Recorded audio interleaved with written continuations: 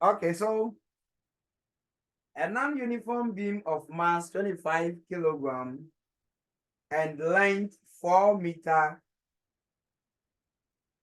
is at rest in a horizontal position. A non-uniform beam of mass 25 kilogram and length 4 meter is at rest in a horizontal position. A mass of 15 kilogram. A mass of 15 kilogram is attached to one end. A mass of 15 kilogram is attached to one end, and the beam is supported by a single wire 1.5 meter from the attached mass. A mass of 15 kilogram is attached to one end, and the beam is supported by a single wire 1.5 meter from the attached mass. Find the position of the center of mass of the beam. Find the position of the center of mass of the beam. And this is the position where the mass of the beam would act. Yes, I told you it's a non-uniform beam. Once it's a non-uniform beam, you don't expect its center of mass or its center of gravity to act at the center. It will act at a point outside the center of mass or the center of gravity.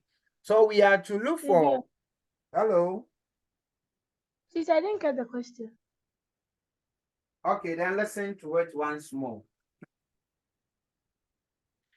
The question goes, a non-uniform beam of mass 25 kilogram, a non-uniform beam of mass 25 kilogram and length 4 meter is at rest on a horizontal position. Sorry, it's at rest in a horizontal position.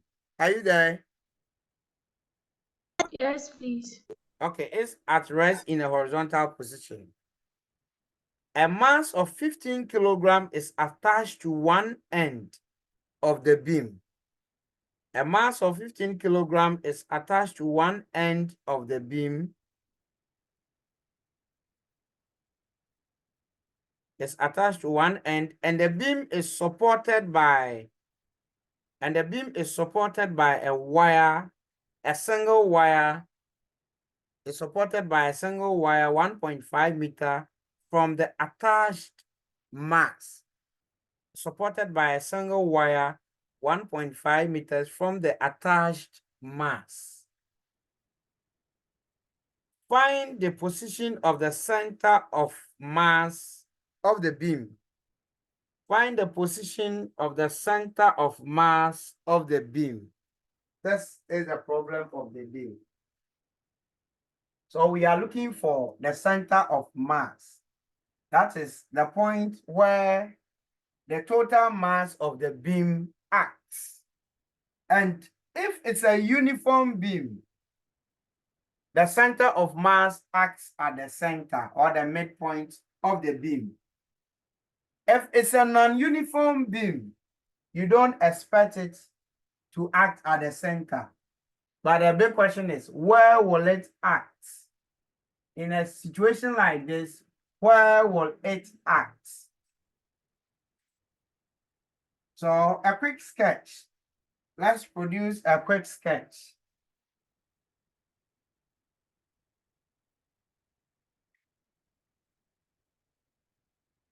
So something to represent a beam. It's a non-uniform.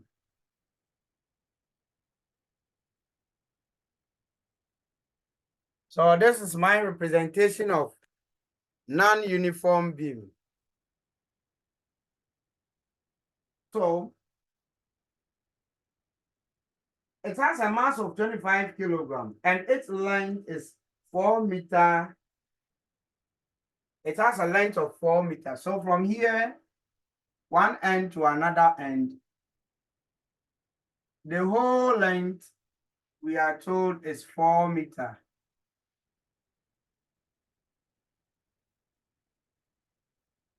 Then, it is supported at each end by wires suspended from, oh, sorry. So 4 meters is at rest in a horizontal position.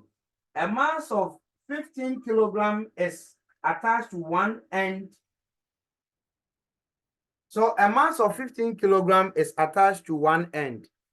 The one end, the choice is yours. We have two ends, this side and this side. And so we have a mass of 15 kilograms attached to one end. Let me bring mine here. So I have a mass of 15 kg here. It can also be here, one end. We have two ends. So the choice is yours. Now, and the beam is supported by a single wire, 1.5 meters from the attached mass. It is supported by a single wire, 1.5 meters from the attached mass. This is my attached mass. Okay, so the support is 1.5 meters from the attached mass. So I'm assuming my support is here. I am assuming my support is just here.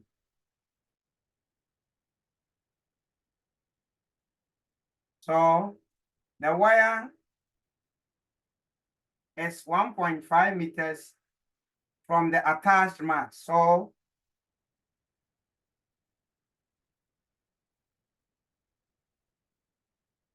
this is 1.5 meters from the attached mass. Are we okay? Class, are we okay? Yes. Yes, please. Then let's continue. So it is supported 1.5 meters from the by a single wire, 1.5 meters from the attached mass. Find the position of the center of mass of the body. Now, once it is a non-uniform beam, you take the center of mass, the center of mass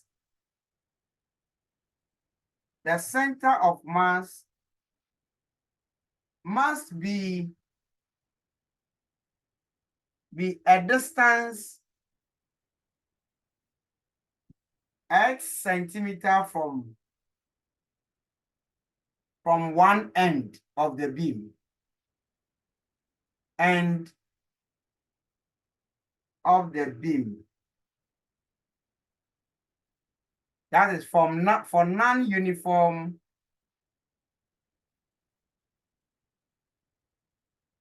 beam.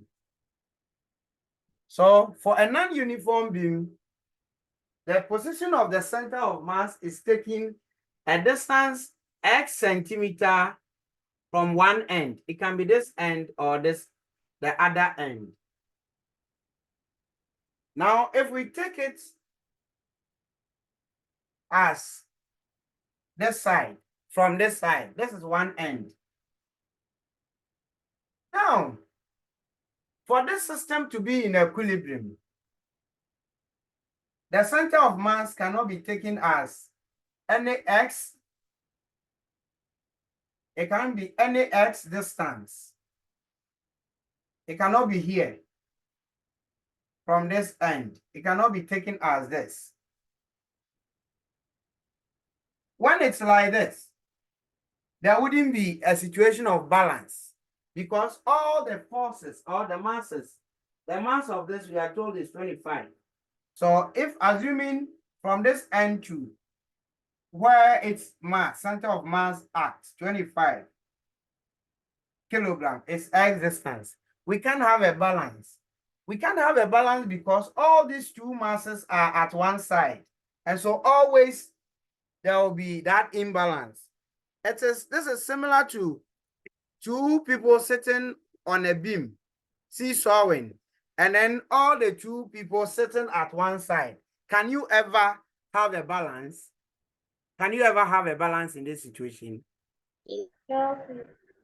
So the x distance must be away from where the pivot is. So the distance must be from one end up to the x must be somewhere here. Away, it must move away from the pivot.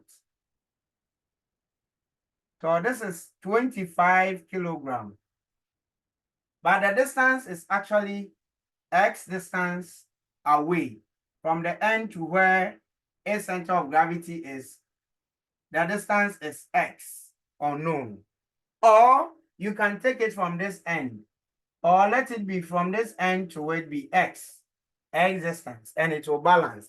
Since all the loads are distributed around the pivot, one here, one at the other end, we can possibly have a situation of balance. Please, are we okay? Yeah, please. The whole class, are we fine? Yeah. Hello, Inshira. Is it because they said the non-uniform beam has a mass of 25? Is that why you made the load 25 kg? 25, yes.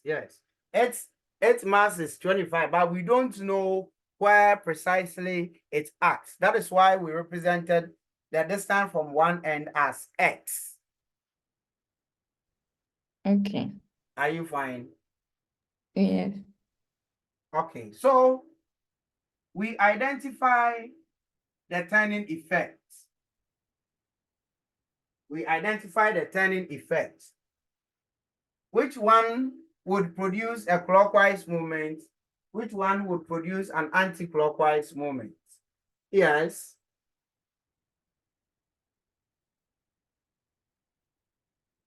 Yes. Which of these would produce a clockwise movement? Which one would give us anti-clockwise movement?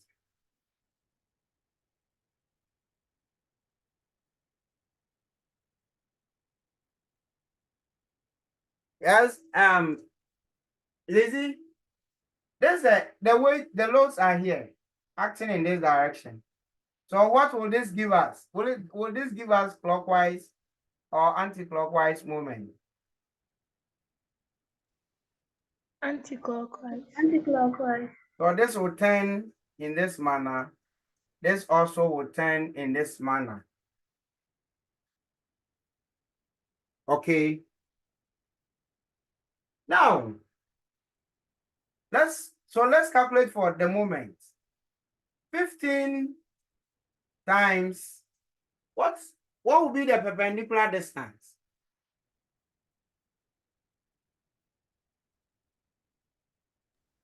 One point five. So this is X. what's the perpendicular distance? 1.5. This must be equal to 25 times 25 times. X. Open your eyes. X is at from this end. From this end to where this is, we are saying let it be x. 1.5x. Pardon? X minus 1.5. So that must be x minus 1.5.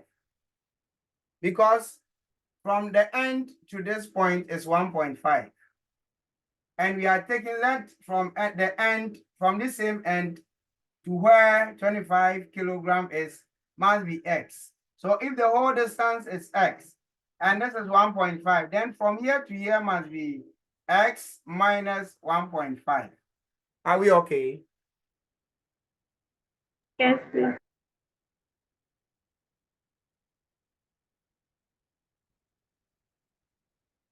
So let's open.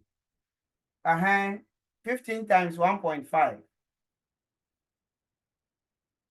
What is 15 times 1.5? 22.5. 22.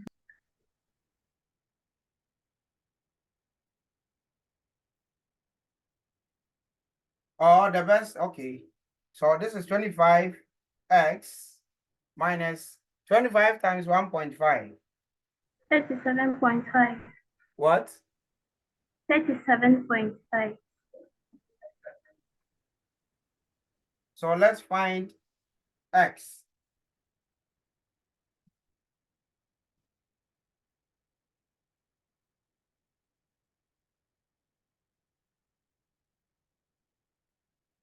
Yeah, let's find x for me.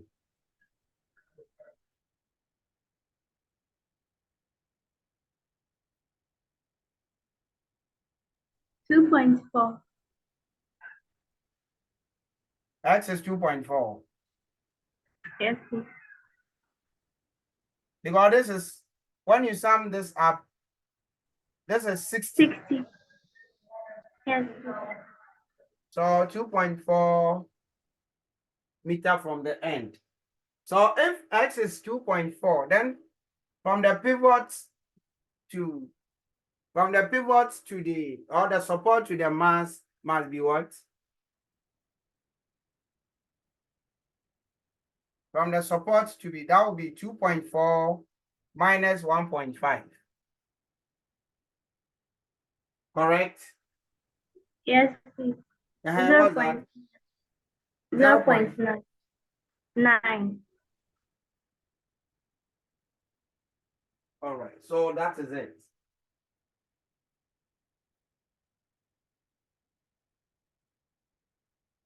That is it. Please, are we okay? Or if you have any question.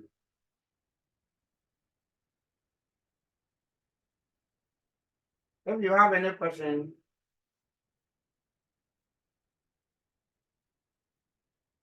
you can quickly ask so we can move on. If you don't have any question, so for a non-uniform beam, good. Let me consider the other way out. I was saying that you are free to measure the distance of the center of mass from one end.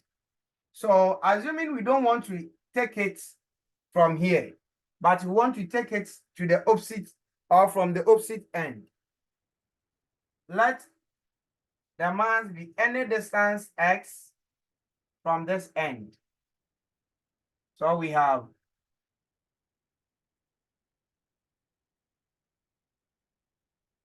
25 kilograms, but we are saying let it be x distance from this end. Let it be x distance from this end. So from this end to where we think the center of gravity act is x. Now, if we take it this way, it's obvious there can be a balance because all the two masses are at both ends of the pivot or of the support. So there can be a balance.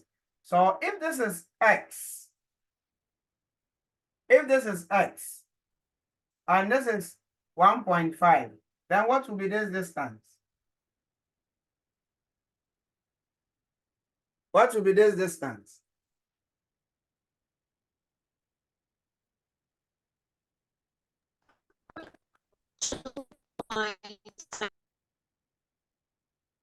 Yes, this distance would be 2.5 minus x.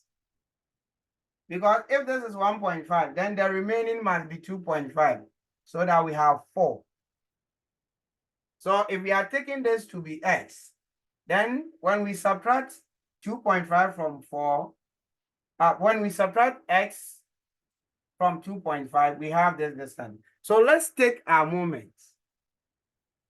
So 15 times 1.5 must be equal to 25 times 2.5 minus x.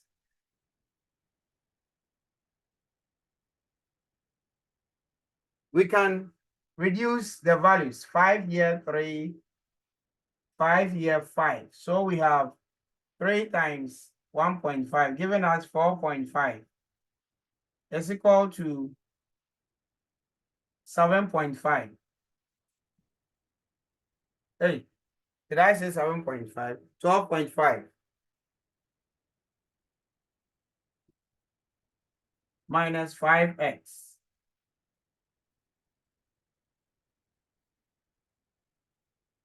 Let's group like terms. So we have 5x equal to 12.5 minus 4.5.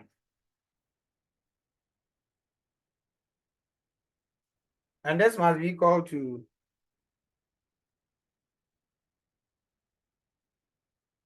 this must be 8.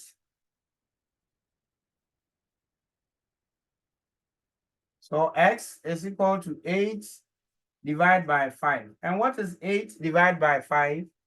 1.6. 1.6.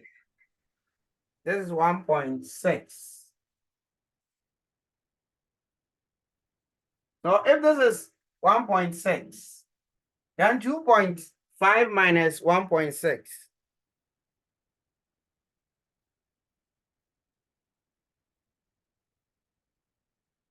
0.9. So x is equal to 0.9 meters from the pivot. So it will give us the same results. Please, are we okay? Class, let me pick this call and then get back to you, okay? Hmm. Calculate the tension in the string and the angle theta. Then let me take the question again. A particle of mass 5 kilogram is attached to one end of an inextensible string. One end of an inextensible string. The other end being fixed to a wall. The other end being fixed to a wall. A horizontal force of 30 Newton is applied to the particle and it hangs in equilibrium with the wall, with the string, making an angle theta with the vertical. Making an angle theta with the vertical. Calculate the tension in the string and the angle theta. Calculate the tension in the string and the angle theta.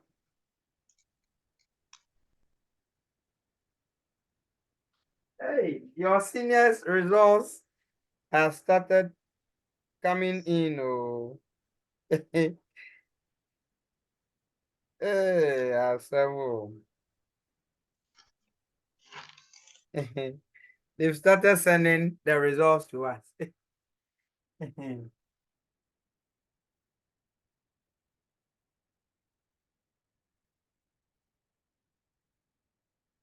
So let's look at our question.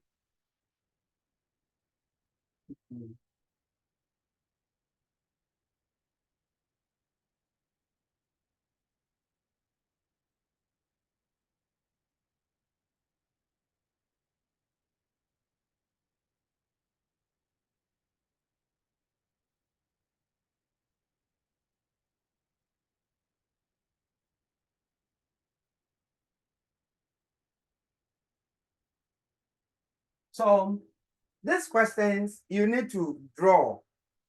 A particle of mass 5 kilogram is attached to one end of an inextensible string. This is a string.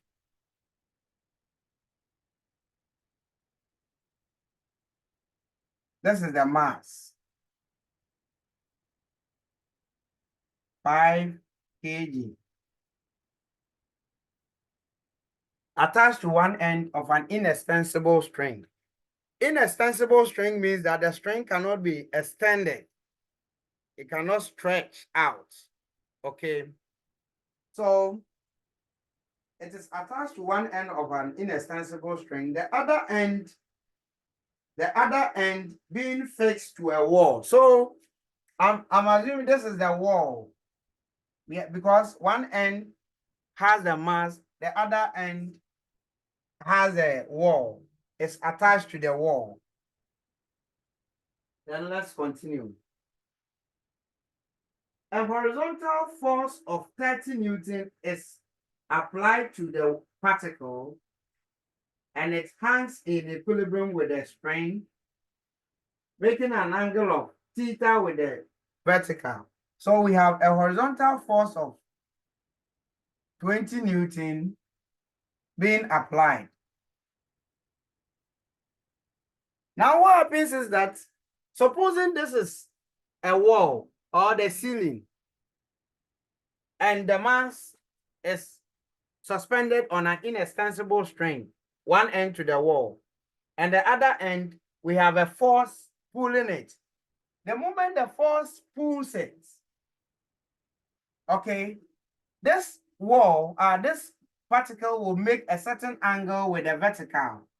So instead of, once you pull it, it will go like this. In reality,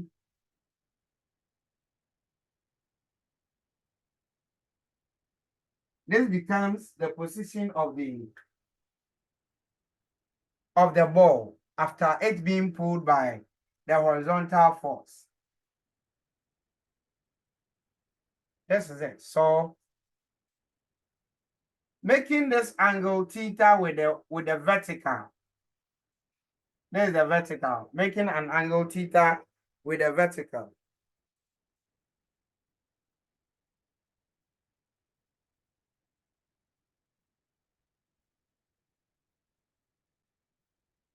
Please, are we okay? Yes, please. So making an angle of theta with the vertical. Now we are told it hangs in equilibrium with a string, making an angle of theta with calculate the tension in a string. So this is the string. Once it is in position, it means there is a certain force or tension within it which supports the particle and then the force applied on it. And I told you the tension in a string is always directed to the point of support. So the tension will be directed to the wall, the direction of the wall. Now we are asked to find the tension in a string, calculate the tension in a string and the angle theta. So this is the angle. Now we realize that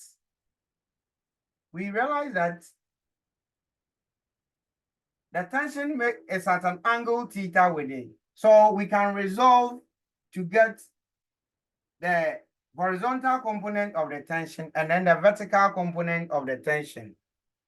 So let's resolve. What do you think will be this horizontal component of this tension? Once it is inclined at an angle theta, what will be this component? Yes. T sine theta. F cos. So this is T cos theta. And then this will also move in this direction because of triangular law of vectors. This plus this must be equal to this. And this side will also be T sine theta. Okay. Now, this vector is the weight of the particle, mg. Mass times gravity. So what we are also told that the whole system is in equilibrium under the action of the force. Once it is in equilibrium, it means that horizontally, if a body is in equilibrium, the total forces here must be equal to the total forces here. So T sine theta must be equal to 20. This must be equal to this. Then don't forget that this component can also be brought here. So if there's t cos theta, this will also be t cos theta. So t cos theta is also balanced by the weight of it, which is 5 times 10. Okay, so we have equation 1, which is this, and equation 2, which is this one. Now, divide equation 1 by equation 2. You have t sine theta divided by t cos theta equal to 20 over 50. Tension will cancel out. Then this and this will cancel out. We have sine theta divided by cos theta. What is sine theta divided by cos theta?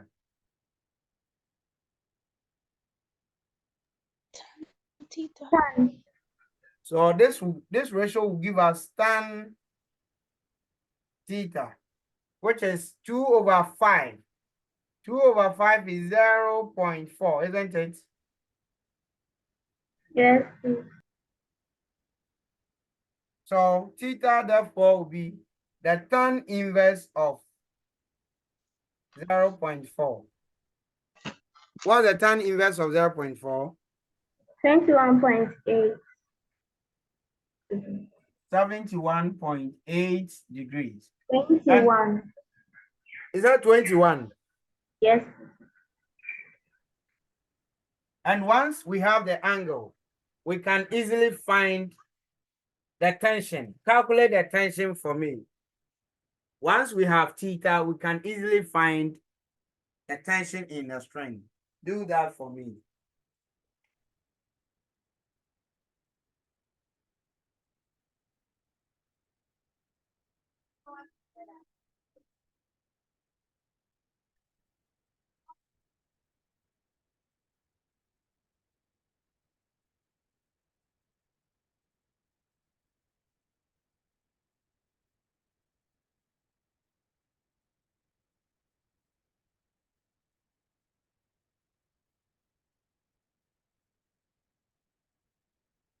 What have you had for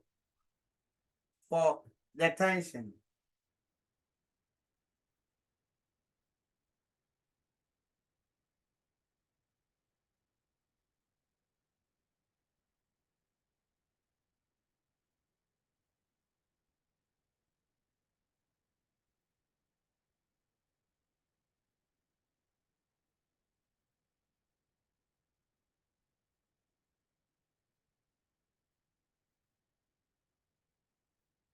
What have we had for the tension?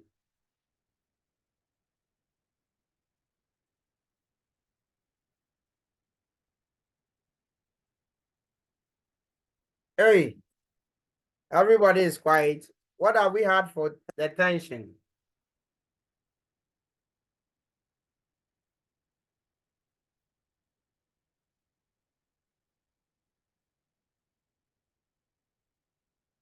Oh, classical.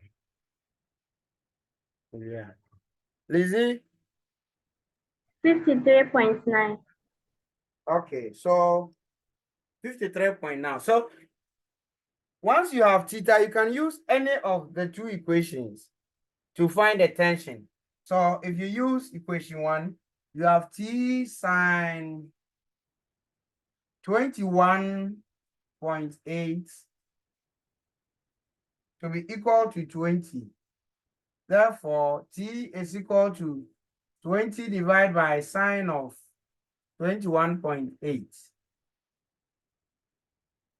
Or t cos of 21.8. Please verify this for me. The tan inverse of 0.4. Let's be sure if that's it. 21.8. Okay. All right, so this is also equal to 50. Therefore, T is equal to 50 divided by a cos of 21.8. This is how we can obtain the tension. So this is, in fact, actually, this is Newton's laws of motion question. Once there is a statement of equilibrium, it's an application of Newton's first law, okay, where there is equilibrium. So, but we can also, this is something we could also apply. So when we start Newton's laws of motion, I think we'll solve similar questions, okay, so often, so that you arm yourself. Because the next thing we'll be looking at actually is laws of motion. Let's go through laws of motion, but that will be on Friday in our next meeting. Okay. So, Alice, that is, we have ended everything on moment. What is left is the practical application of moment in practicals. And when we get there, once you've understood the theory so well, in fact, I know you can easily follow. What I'll do is that from now up till Amma, your hand is up.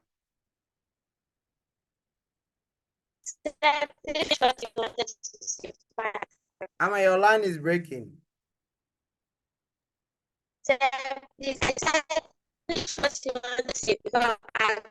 Oh, Amma, I can hardly hear what you are saying. Okay, can you send it through to me via WhatsApp? Okay, then I'll answer it. So I'll send you questions to try.